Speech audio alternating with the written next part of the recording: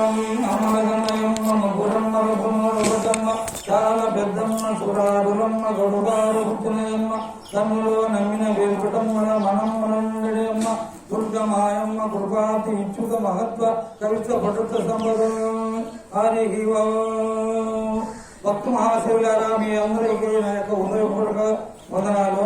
ఈ రోజు ఈ కార్యక్రమము శ్రీ సదానంద సద్గురు స్వామి వారి 19వ ఆరాధన సందర్భంగా ఇక్కడ ఈ ఏర్పాట్లు చేయడం జరిగింది. ఈ యొక్క కార్యక్రమానికి శ్రీ శ్రీ సుప్త సిద్ధానందగిరి స్వామి వారు కార్య అధ్యక్షులు. ఈ కార్యక్రమాన్ని నడిపించడానికి వారికి సర్వస్వం అదేవిధంగా శివానందగిరి స్వామి వారు మడకశిర నుంచి వచ్చారు.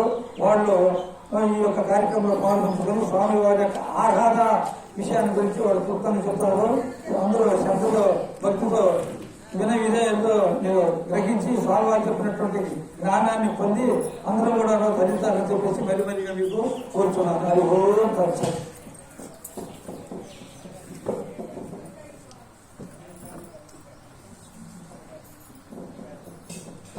ఆత్మబంధువులరా, ఇప్పుడు 11 అయింది. ఒక 25 నిమిషాల సేపు అనంతపురం జిల్లా నుంచి వచ్చినటువంటి శ్రీ శివయోగానంద స్వామి గారు ఇప్పుడు 25 నిమిషాలు వారు ఆధ్యాత్మిక విషయాలు చెప్తారు. అందరూ శ్రద్ధగా వినండి.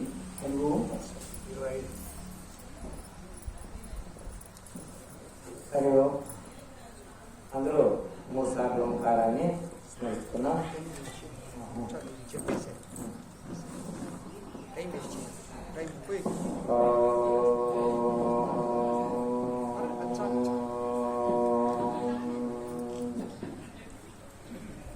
ఓం నమో బ్రహ్మాదిభ్యో బ్రహ్మ విద్యా సంప్రదాయ కర్తృభ్యో వంశ ఋషిభ్యో మహద్భ్యో నమో గురుభ్యః. ఓం శంకరం శంకరాచార్యం కేశవం బాదరాయణం సూత్రభాష్యకృతం వందే భగవంతో పునః పునః. ఓం యో బ్రహ్మాణం విదదాతి పూర్వం యో వేదాంశ ప్రణోతి తస్మై తదం హృదయమాత్మబుద్ధిప్రకాశం విముక్తై శరణమహం ప్రబద్ధే. ఓం శాంతి శాంతి శాంతి. సర్వాంతర్యామైనటువంటి శ్రీకృష్ణ పరమాత్మ అందిస్తూ అలాగా ఈరోజు ఆరాధనకి కారణభూతులైన సదానంద స్వామి వారికి నమస్కరిస్తూ ఈ సభకి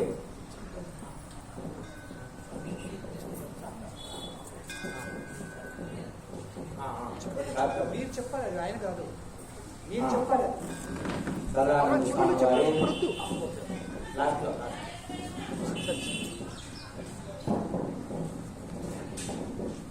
సదానంద స్వామి వారి యొక్క నిమిత్తంగా ఇక్కడ మనం చేయడం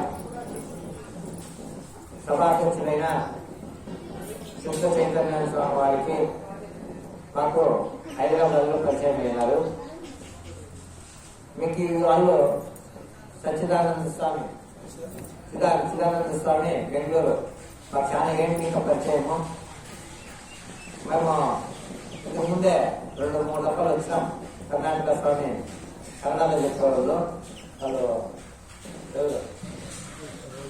అధ్యక్షుడు ఆ స్వామి వచ్చిండ్రి. వాళ్ళు తెలుగు రాదు, వాళ్ళు కన్నడలో చెప్తే తెలుగు లేదు చెప్తున్నాను.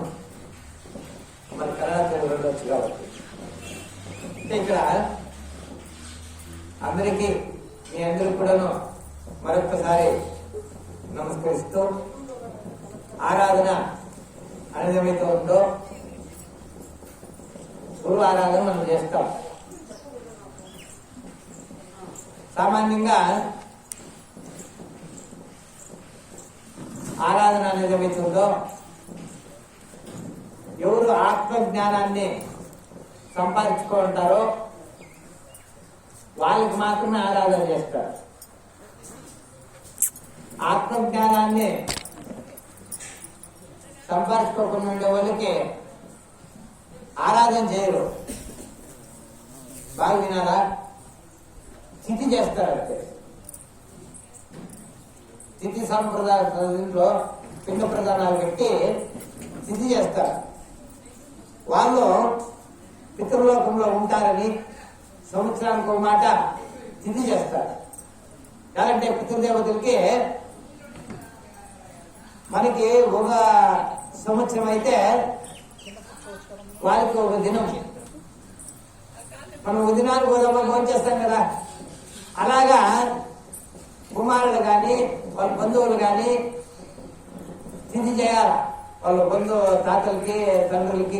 ఎందుకంటే వాళ్ళనికనే